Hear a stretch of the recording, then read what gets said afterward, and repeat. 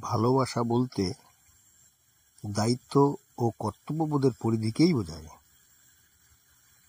যেমন স্বামী স্ত্রীর মধ্যে যে ভালোবাসা গড়ে ওঠে সেটা যদি ব্যক্তিকেন্দ্রিক হয় তাহলে কিন্তু তারা পরিবার থেকে অবশ্যই বিচ্ছিন্ন হয়ে যাবে। কিন্তু যদি পরিবার কেন্দ্রিক হয় তাহলে শত কষ্টের মধ্যেও পরিবারটাকে ধরে রাখবে। ফলে ভালোবাসার পরিধি যতটা ব্যাপক হবে তার দায়িত্ব কর্তব্যবোধের পরিধি ঠিক ততটাই ব্যাপক হবে। এই হচ্ছে প্রকৃত ভালোবাসার রূপ। দ্বিতীয়ত,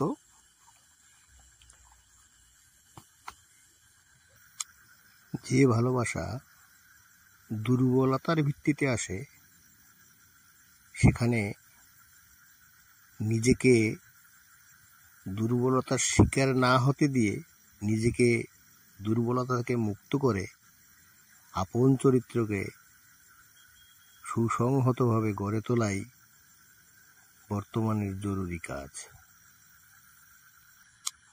আসলে মানুষের শক্তি নির্ভর করে নীতি নৈতিকতার ভিত্তিতে আদর্শ চরিত্রে গঠনের মধ্যেই।